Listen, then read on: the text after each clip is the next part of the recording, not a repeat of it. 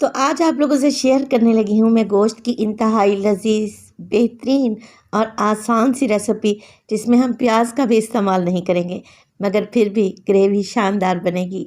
बिस्मिल्लाहिर्रहमानिर्रहीम। अस्सलामुअलैकुम। खुश रहें, आबाद रहें, जहाँ भी रहें, हैप्पी रहें और हेल्दी रहें। तो मैं हूँ फ़ायज़ा और वेलकम करती हूँ आपको चटपटे पकवान में। आज बनाने जा रही हूँ मैं टमाटर गोश्त की लजीज और चटपटी सी रेसिपी। तो रेसिपी को अंत तक देखें, अच्छी लगे लाइक कर दें और चटपटे पकवान को सब्सक्राइब भी कर लें। तो चलें फिर जल्दी से रेसिपी स्टार्ट कर लेते हैं। तो मज़ेदार सा टमाटर गोश्त बनाने के लिए सबसे पहले तो एक कढ़ाई में डाला है मैंने आधा कप के बराबर कुकिंग ऑयल। 1 टीस्पून इसमें साबित सफ़ेद ज़ीरा डाल देंगे। 1 टेबलस्पून अदरक और लहसुन के पेस्ट का इस्तेमाल करूँगी। बस जी दोनों चीज़ों को ऑयल में फ्राई करें इतना कि अदरक लहसुन हल्का सा भुन जाए, ज़ीरे से अच्छी सी खुशबू आने लगे, तब हम इसमें डालेंगे बीफ। अच्छा, ये रेसिपी मैं बीफ से बना रही हूँ, आप सेम रेसिपी चिकन या फिर मटन से भी बना सकते हैं। बीफ में बोनलेस इस्तेमाल कर रही हूँ और तकरीबन 750 ग्राम यानी कि 3 पाव के लगभग मेरे पास बीफ है।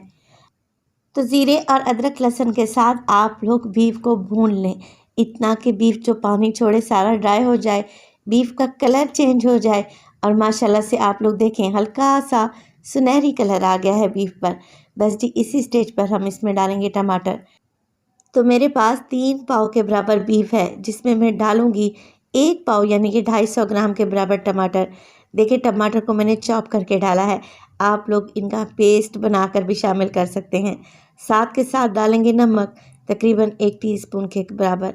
इसके अलावा हल्दी डालूंगी इसमें 1/4 टीस्पून और डालेंगे इसमें लाल मिर्च का पाउडर मैं हाफ़ टेबल स्पून डाल रही हूँ, आप अपने हिसाब से डालें।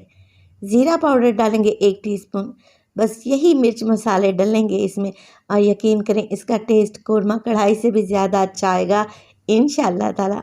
अब देखिए टमाटर के साथ ही हमने मसालों का इस्तेमाल कर दिया है, तो इसमें पानी डालने की भी ज़रूरत नहीं है क्योंकि टमाटर अपना पानी छोड़ेंगे।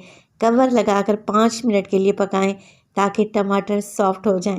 और देखें 5 मिनट के बाद स्पैचुला की मदद से आप लोगों ने टमाटर को मैश कर लेना है ताकि बीफ में अच्छी सी ग्रेवी बन सके। बस जी अच्छे से बुनाई हो चुकी है, टमाटर मैश हो चुके हैं। इसी स्टेज पर हम बीफ को गलाने के लिए पानी डालेंगे। तो मैं इसमें तकरीबन 2 गिलास के बराबर पानी डालूंगी क्योंकि मैं कढ़ाई में बना रही हूँ। अगर आप प्रेशर कुकर का इस्तेमाल कर रहे हैं तो फिर पानी की मिकदार को कम कर दें। पानी डालने के बाद कवर लगाकर मीडियम टू लो फ्लेम पे मैं इसे छोड़ दूंगी 40 से 45 मिनट के लिए ताकि बीफ अच्छे से गल जाए, टमाटर की बेहतरीन सी ग्रेवी तैयार हो जाए। और ये देखें आप लोग देख रहे हैं 40 से 45 मिनट के बाद ऑयल ऊपर आ चुका है। ग्रेवी कितनी शानदार बनी है। बीफ को चेक कर लेते हैं, बीफ भी अच्छे तरीके से गल चुका है। बस जी फ्लेम को ऑफ कर दें और इसी स्टेज पर डालें इसमें बारीक कटी हुई हरी मिर्चें और ढेर सारा हरा धनिया।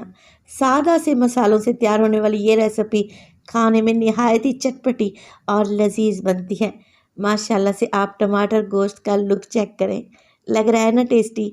तो बस रेसिपी बनाएं और अपना फीडबैक दें कि आपको मेरी रेसिपीज़ कैसी लग रही हैं। अपना बहुत सारा ख्याल रखिएगा, फ़ायज़ा को अपनी दुआओं में याद रखिएगा। मुझे दीजिए इजाज़त। टिल देन अल्लाह निगहबान।